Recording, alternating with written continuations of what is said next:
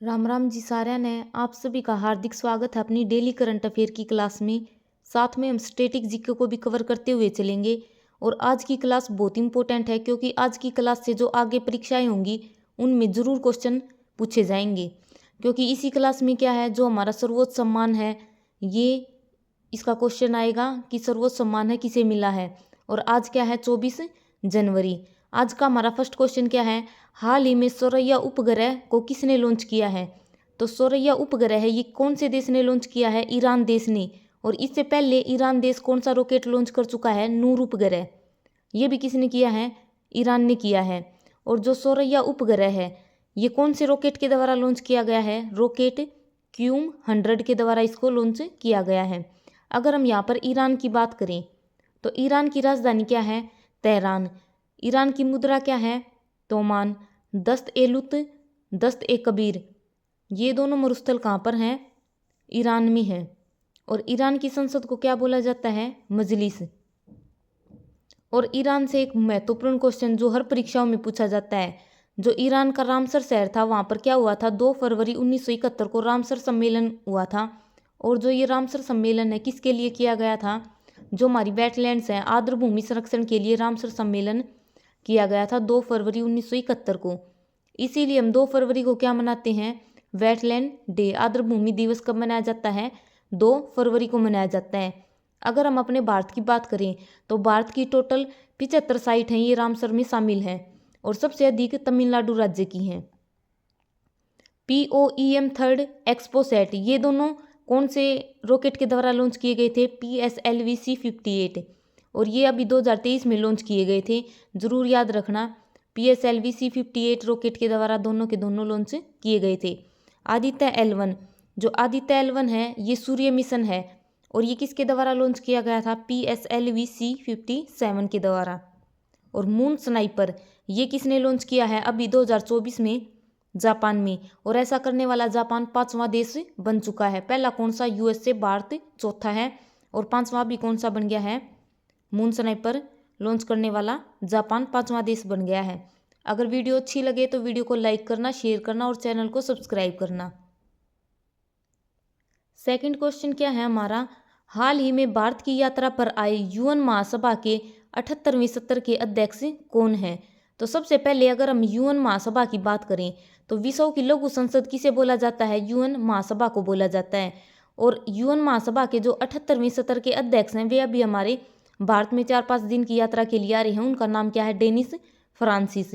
और ये पूछा जाता है कि ये कौन से देश के हैं, त्रिनाद और टोबैगो, ये देश का नाम है। ये पेपर में पूछा जा चुका है। डेनिस फ्रांसिस ये 78वें सत्र के अध्यक्ष हैं। विश्व की लघु संसद किसे कहा जाता है, UN महासभा को। और जो ये UN महासभा है, ये UNO का पार्ट है। UNO के 6 अंग हैं, जिनमें से एक क्या है, UN महासभा है। अगर हम यहाँ पर UNO की बात करें, यूनाइटेड नेशन ऑर्गेनाइजेशन, इसकी स्थापना कब की गई थी, 24 अक्टूबर 1945 को की गई थी। इसीलिए हम 24 अक्टूबर को क्या मनाते हैं, UN day, United nation day कब मनाया जाता है, 24 अक्टूबर को। और जो UNO है, इसका हेडक्वार्टर कहाँ पर है, न्यूयॉर्क में है। और कौन से द्वीप पर स्थित है, ये भी पूछा जाता है, मैनहट्टन द्वीप पर ये स्थित है। UNO के पहले महासचिव कौन थे, त्रिगवेली, जो नॉर्वे देश के थे। और अभी वर्तमान में जो UNO है, इसके हेड कौन है, एंटोनियो गुटेरिस। UN महासभा की पहली महिला अध्यक्ष कौन बनी थी, विजयलक्ष्मी पंडित। और अंतर्राष्ट्रीय न्यायालय, ये भी क्या है, UNO का ही अंग है। UNO के टोटल 6 अंग हैं, जिनमें से 5 हैं, उनका हेडक्वार्टर तो कहाँ पर है, न्यूयॉर्क में है। लेकिन जो छठा है अंतर्राष्ट्रीय न्यायालय, इसका हेडक्वार्टर कहाँ है, द हेग, नीदरलैंड में है। नेक्स्ट क्वेश्चन क्या है, इंडिया ओपन 2024 में महिला एकल वर्ग की विजेता कौन है। तो जो यूनेक्स सनराइज इंडिया ओपन है, ये जो 2024 का है, सबसे पहले तो जो इंडिया ओपन है, ये किससे संबंधित है, ये बैडमिंटन खेल से संबंधित है। और इसमें महिला वर्ग की विजेता कौन रही है, ताई तजू यिंग, ये ताइवान देश की हैं। और जो चीन की है, उनको हराया है इन्होंने, ये उनका नाम था, चीन देश की हैं, उनको हराया है। ताई तजू यिंग ताइवान देश की हैं। ये इंडिया ओपन 2024 में महिला विजेता हैं। पुरुष विजेता कौन है, CU की। और पुरुष डबल्स उपविजेता है, इसके उप विजेता कौन रहे हैं पुरुष डबल्स में? चिराग और सात्विक। इन दोनों की जो जोड़ी है बैडमिंटन से संबंधित है। दोनों पुरुष डबल्स में उप विजेता रहे हैं सात्विक और चिराग, और ये हमारे लिए बहुत इंपॉर्टेंट है। अगर हम बात करें पुरुष की, पुरुष में विजेता कौन है? सीयू की।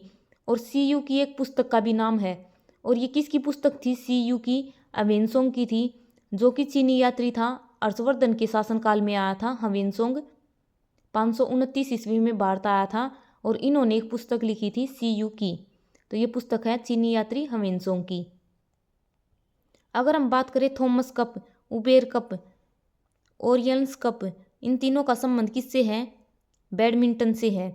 और विश्व बैडमिंटन चैंपियनशिप अभी कहाँ पर हुई थी? कोपेनहेगन। कहाँ पर है? डेनमार्क की राजधानी है ये। इसका आयोजन कहाँ पर किया गया था? कोपेनहेगन में किया गया था। और सात्विक और चिराग, इन दोनों को 2023 का मेजर ध्यानचंद खेल रत्न अवार्ड, जो कि खेल का सर्वोच्च सम्मान है, वो दिया गया था सात्विक और चिराग को 2023 का। बहुत इंपॉर्टेंट क्वेश्चन है, याद रखना। और मेजर ध्यानचंद खेल रत्न अवार्ड है, उसमें कितनी राशि दी जाती है? 25 लाख की राशि दी जाती है। अगला क्वेश्चन क्या है? हाल ही में वर्ष 2024 में किसे भारत रत्न से सम्मानित करने की घोषणा हुई है? मोस्ट इंपॉर्टेंट क्वेश्चन है, क्योंकि 2024 में जो भी पेपर होंगे उनमें ये क्वेश्चन जरूर पूछा जाएगा। जो हमारा भारत का सर्वोच्च सम्मान है भारत रत्न, ये 2024 में किसे देने की घोषणा की गई है? कर्पूरी ठाकुर, जो कि बिहार के पूर्व मुख्यमंत्री हैं। बहुत इंपॉर्टेंट क्वेश्चन है, याद रखना। जो भारत रत्न है ये हमारे देश का सर्वोच्च सम्मान है, भारत रत्न, जिनकी शुरुआत 1954 में की गई थी। और खेलों में सर्वोच्च सम्मान कौन सा था? मेजर ध्यानचंद खेल रत्न अवार्ड। और सर्वोच्च सम्मान भारत का नागरिक सर्वोच्च सम्मान है ये भारत रत्न। और जो ये भारत रत्न है किसके द्वारा प्रदान किए जाते हैं? राष्ट्रपति के द्वारा दिए जाते हैं ये जो पद्म पुरस्कार होते हैं। और ये अभी 2024 में किसको दिया जाएगा? कर्पूरी ठाकुर, जो कि बिहार की हैं। और जो कर्पूरी ठाकुर हैं इनको ये पुरस्कार मरणोपरांत दिया जा रहा है। भारत रत्न है ये मरणोपरांत भी दिया जाता है, लेकिन जो नोबेल पुरस्कार होते हैं वो मरणोपरांत नहीं दिए जाते, वे बंद हो चुके हैं मरणोपरांत देने। लेकिन भारत रत्न है ये मरणोपरांत दिया जाता है। और जो कर्पूरी ठाकुर है ये अभी इनका निधन हो चुका है, इनको भी मरणोपरांत ये पुरस्कार दिया जाएगा। अगर हम बात करें भारत का सर्वोच्च सम्मान, अभी बताया भारत रत्न है, जिसकी शुरुआत 1954 में हुई थी। और सबसे पहले 1954 में ये पुरस्कार किन 3 व्यक्तियों को दिए गए थे? सर्वपल्ली राधाकृष्णन, सीवी रमन, राजगोपालाचारी। इन तीनों को पहला भारत रत्न है ये दिया गया था। डॉक्टर राजेंद्र प्रसाद उस टाइम पर हमारे राष्ट्रपति थे, उन्होंने ही इन तीनों को ये पुरस्कार दिया था। 2019 में किन 3 व्यक्तियों को दिया गया था? नानाजी देशमुख, प्रणब मुखर्जी, भूपेन हजारिका। दोनों क्वेश्चन इतनी बार पेपर में पूछे जाते हैं, और ये तो अभी हाल की परीक्षाओं में पूछा गया था। नानाजी देशमुख, प्रणब मुखर्जी, भूपेन हजारिका। 2019 में इनको भारत रत्न दिया गया था। पहला मरणोपरांत भारत रत्न किसे मिला था? लाल बहादुर शास्त्री को। और कर्पूरी ठाकुर है, इनको भी क्या दिया जाएगा? अभी मरणोपरांत दिया जाएगा। और पहला किसे मिला था? लाल बहादुर शास्त्री को। पहला विदेशी कौन था जिसे भारत रत्न दिया गया था? खान अब्दुल गफ्फार खान, जिसे हम सीमांत गांधी बोलते हैं। लाल कुर्ती दल के नेता हैं, वे कौन थे? खान अब्दुल गफ्फार खान, लाल कुर्ती दल के नेता। इनको ये पहले विदेशी थे जिनको भारत रत्न दिया गया था। और दूसरे कौन थे? Nelson Mandela. इनको 1990 में दिया गया था, 87 में इनको दिया गया था। नेल्सन मंडेला है, इनकी ऑटोबायोग्राफी है, इतनी बार पेपर में पूछी जाती है। Long walk to freedom, Nelson Mandela है इनकी ऑटोबायोग्राफी है। पहले खिलाड़ी कौन थे जिनको भारत रत्न दिया गया था? सचिन तेंदुलकर। और पहले संगीतकार कौन थे जिनको भारत रत्न दिया गया था? एस सुब्बालक्ष्मी। लता मंगेशकर नहीं है, कहीं संगीतकार देख के कंफ्यूज हो जाओ।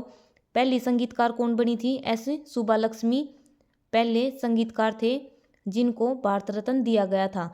जो लता मंगेशकर है उनको 2001 में भारत रत्न दिया गया था। अगर वीडियो अच्छी लगे तो वीडियो को लाइक करना, शेयर करना और चैनल को सब्सक्राइब करना। वीडियो को पूरी देखना क्योंकि बहुत इंपॉर्टेंट है। करंट अफेयर के साथ में स्टैटिक जीके भी कवर करवाई जाती है। अगला क्वेश्चन क्या है? कानून और न्याय मंत्रालय भारत के संविधान में निहित सिद्धांतों के प्रति सामूहिक प्रतिबद्धता के लिए कौन सा अभियान प्रारंभ करेगा? तो कानून और न्याय मंत्रालय है, इसने कौन सा अभियान प्रारंभ किया है अभी हमारा संविधान हमारा सम्मान, ये शुरू किया है। अगर हम अपने संविधान की बात करें तो संविधान में कुल अनुच्छेद कितने हैं? 395 अनुच्छेद हैं। भाग कितने हैं? 22। अनुसूची कितनी है? 12। लेकिन मूल संविधान में पूछी जाए तो अनुसूची 8 थी, बाद में 4 जोड़ी गई थी। 9वीं अनुसूची है जो भूमि सुधार से रिलेटेड है। 10वीं अनुसूची है दल बदल से संबंधित है। 11वीं अनुसूची पंचायती राज से है। और 12वीं अनुसूची 74वें संविधान संशोधन के द्वारा जो जोड़ी गई थी उसका संबंध नगर पालिका से है। चारों की चारों बहुत इंपॉर्टेंट है। सबसे मेन है 52वें संविधान संशोधन के द्वारा 10वीं अनुसूची जोड़ी गई थी। इतनी बार पेपर में पूछी गई है। दल बदल वाली अनुसूची है 10वीं। अगर हम कैबिनेट मिशन की बात करें तो कैबिनेट मिशन कब बनाया गया था? 1946 में बनाया गया था, 24 मार्च 1946 को। और इसमें 3 सदस्य थे, पैथिक, लॉरेंस, अलेक्जेंडर और क्रिप्स। जिसकी अध्यक्षता किसने की थी? पैथिक लॉरेंस ने की थी। और इसमें क्या कहा गया था कि 10 लाख जनसंख्या पर एक वोट बनेगी। तो टोटल 389 हैं वे बने थे संविधान सभा के सदस्य। अगला क्वेश्चन क्या है हमारा? हाल ही में पीएम मोदी ने 1 करोड़ परिवारों को छत पर सौर ऊर्जा प्रणाली उपलब्ध कराने के लिए कौन सी योजना की घोषणा की है? तो जो प्रधानमंत्री हमारे नरेंद्र मोदी 22 जनवरी को उन्होंने ये घोषणा की है कि हम 1 करोड़ परिवारों को सौर ऊर्जा लगाने के लिए, मतलब कौन सी योजना इनके लिए शुरू की गई है? प्रधानमंत्री सूर्योदय योजना ये शुरू की गई है 22 जनवरी 2024 को। बहुत इंपॉर्टेंट है, याद रखना। जिस दिन राम मंदिर है उसकी जो मूर्ति रखी गई थी उसका उद्घाटन किया गया था 22 जनवरी को। तो उसी दिन प्रधानमंत्री ने कौन सी योजना शुरू की है? प्रधानमंत्री सूर्योदय योजना। अगर हम बात करें पीएम विश्वकर्मा योजना की, इस दिन 17 सितंबर 2023 को इसकी शुरुआत की गई थी बुनकरों और शिल्पकारों के लिए। और 17 सितंबर को ही क्या होता है? विश्वकर्मा जयंती होती है। और जो हमारे प्रधानमंत्री हैं उनका हैप्पी बर्थडे भी 17 सितंबर को ही होता है। इसीलिए जो विश्वकर्मा योजना है बुनकरों के लिए 17 सितंबर 2023 को शुरू की गई थी। शुद्ध शून्य कार्बन लक्ष्य है कब तक रखा गया है? 2070। और इसीलिए ये क्या है, योजना शुरू की गई है ताकि जो हम बिजली को बचा सकें, प्रदूषण कम हो। इसीलिए सौर ऊर्जा है हर एक घर में छत पर क्या होनी चाहिए, जो सोलर पैनल हैं वे लगे होने चाहिए। इसके लिए ये योजना शुरू की गई है, प्रधानमंत्री सूर्योदय योजना। अगर हम बात करें राम मंदिर की, क्योंकि 22 जनवरी को इसकी शुरुआत की गई है और 22 जनवरी को ही जो राम मंदिर में रामलला की मूर्ति है उसका जो उद्घाटन है वो किया गया है। तो राम मंदिर के वास्तुकार कौन है? श्री चंद्रकांत सोमपुरा। बहुत इंपॉर्टेंट क्वेश्चन है, नाम जरूर याद रखना। चंद्रकांत सोमपुरा का जो राम मंदिर है उसके वास्तुकार हैं ये। जैसे हमारे स्टैचू ऑफ यूनिटी बनाई गई थी सरदार वल्लभ भाई पटेल की। राष्ट्रीय एकता दिवस 31 अक्टूबर को मनाया जाता है सरदार वल्लभ भाई पटेल की याद में। जो स्टैचू ऑफ यूनिटी थी, विश्व की सबसे ऊंची प्रतिमा सरदार वल्लभ भाई पटेल की, उसके वास्तुकार कौन थे? राम सुतार। इतनी बार ये पेपर में पूछा गया था तो इसको भी याद रखना। राम मंदिर है, इसके वास्तुकार कौन है? श्री चंद्रकांत सोमपुरा। जो अयोध्या का राम मंदिर है ये चौथा विश्व का सबसे बड़ा मंदिर बनने जा रहा है ये राम मंदिर। और सबसे बड़ा विश्व में सबसे बड़ा जो मंदिर है वो कौन सा है? अंकोर वाट का है, कंबोडिया में स्थित है, जो जिसे अभी 8वां अजूबा घोषित किया गया है। और दूसरा सबसे बड़ा कहाँ पर है? न्यू जर्सी अमेरिका में है। तो ये क्वेश्चन बहुत इंपॉर्टेंट है, याद रखना। चौथा राम मंदिर बनेगा सबसे बड़ा विश्व में। श्री रामलला मंदिर, श्री रामलला मूर्ति वास्तुकार कौन है? श्री अरुण योगराज। ये क्या है? ये जो मूर्ति रखी गई थी वहां पर 22 जनवरी को, उसके वास्तुकार हैं श्री अरुण योगराज। और राम मंदिर है, इसका पूरा डिजाइन है ये किसने तैयार कर रखा है? चंद्रकांत सोमपुरा ने। भारत में सबसे अधिक ऊर्जा या फिर हम बोले बिजली किससे बनाई जाती है? कोयले से बनाई जाती है। बहुत इंपॉर्टेंट क्वेश्चन है, पेपर में बहुत बार पूछा गया है। जो कोयला है ये 4 प्रकार का होता है, एंथ्रासाइट, बिटुमिनस, पीट और लिग्नाइट। और सबसे बेस्ट क्वालिटी का जो कोयला होता है वो कौन सा होता है? एंथ्रासाइट। और सबसे बेकार क्वालिटी का जो कोयला होता है वो कौन सा होता है? पीट। तो याद रखना, जो सब भारत में सर्वाधिक बिजली है या फिर ऊर्जा का उत्पादन है किससे किया जाता है? कोयले से किया जाता है। और इसकी 4 वेराइटी हैं, चारों को याद रखना, एंथ्रासाइट, बिटुमिनस, पीट और लिग्नाइट। सौर ऊर्जा के मामले में टॉप राज्य कौन सा है? राजस्थान। और ये क्वेश्चन अभी पेपर हुआ था 17 जनवरी को उसमें पूछा गया था। CPLO के में सौर ऊर्जा में के मामले में सबसे टॉप राज्य कौन सा है? राजस्थान है। अगला क्वेश्चन क्या है? हाल ही में संस्थागत श्रेणी में सुभाष चंद्र बोस आपदा प्रबंधन पुरस्कार 2024 के लिए किसे चुना गया है? जो सुभाष चंद्र बोस आपदा प्रबंधन पुरस्कार हैं, ये कब दिए जाते हैं? 23 जनवरी को दिए जाते हैं, क्योंकि 23 जनवरी को सुभाष चंद्र बोस है, इनकी जयंती होती है और इसी दिन हम क्या मनाते हैं? पराक्रम दिवस मनाया जाता है। पेपर में इतनी बार पूछा गया है ये कि पराक्रम दिवस कब मनाया जाता है? 23 जनवरी को सुभाष चंद्र बोस है, इनकी जयंती पर यह मनाया जाता है। और सुभाष चंद्र बोस आपदा प्रबंधन पुरस्कार है 2024 का किसे दिया जाएगा? 60 पैरासूट फील्ड हॉस्पिटल जो कि उत्तर प्रदेश का है, इसको ये दिया जाएगा। क्यों दिया जाएगा? क्योंकि अभी तुर्की और सीरिया में भूकंप आया था, जहाँ पर हमने क्या चलाया था? ऑपरेशन दोस्त चलाया था। वहाँ पर जो मेडिकल फैसिलिटीज़ हैं किसने प्रोवाइड करवाई थी? इसी हॉस्पिटल ने प्रोवाइड करवाई थी। इसीलिए जो सुभाष चंद्र बोस आपदा प्रबंधन पुरस्कार है ये इसको दिया जाएगा। अगर हम सुभाष चंद्र बोस की बात करें तो अभी बताया कि 23 जनवरी को तो पराक्रम दिवस मनाया जाता है। बहुत इंपॉर्टेंट क्वेश्चन है। सुभाष चंद्र बोस है 1939 में इन्होंने फॉरवर्ड ब्लॉक की स्थापना की थी। इससे पहले अगर हम बात करें 1938 की, 1938 का हरिपुरी सेशन जो INC है, कांग्रेस है, इंडियन नेशनल कांग्रेस है, जिसकी स्थापना 28 दिसंबर 1885 को की गई थी। 1938 में हरिपुरी अधिवेशन है, उसकी अध्यक्षता किसने की थी? सुभाष चंद्र बोस ने की थी। उसके बाद 1939 में जो त्रिपुरी सेशन था उसके अध्यक्ष भी कौन बने थे? सुभाष चंद्र बोस बने थे। लेकिन जो महात्मा गांधी है और सुभाष चंद्र बोस है, इन दोनों के बीच में मतभेद पैदा हो गए। किस कारण? क्योंकि महात्मा गांधी चाहते थे कि जो सीताबीरमैया है वे अध्यक्ष बने, लेकिन कौन जीत गए? सुभाष चंद्र बोस। इसीलिए महात्मा गांधी और सुभाष चंद्र बोस है, इन दोनों के बीच में मतभेद पैदा हो गया। लेकिन सुभाष चंद्र बोस ऐसा नहीं चाहते थे, इसलिए इन्होंने अपने पद से इस्तीफा दे दिया। उसके बाद 1939 में जो INC है उसकी अध्यक्षता तो डॉक्टर राजेंद्र प्रसाद ने की और सुभाष चंद्र बोस ने क्या किया? फॉरवर्ड ब्लॉक है इसकी स्थापना की। दिल्ली चलो का नारा किसने दिया था? सुभाष चंद्र बोस ने। ऑटोबायोग्राफी कौन सी है? Indian struggle. और सुभाष चंद्र बोस की अभी प्रतिमा बनाई गई है इंडिया गेट पर। बहुत इंपॉर्टेंट क्वेश्चन है। वीडियो को ज़्यादा से ज़्यादा शेयर करना, चैनल को सब्सक्राइब करना। अगर हम अवार्ड्स की बात करें तो सुभाष चंद्र बोस आपदा पुरस्कार है ये तो उत्तर प्रदेश के हॉस्पिटल को मिला है, 60 पैरासूट जो हॉस्पिटल है उसको। अंतर्राष्ट्रीय बुकर पुरस्कार है ये किसे मिला है? जॉर्जी गोस्पिडनो को मिला है।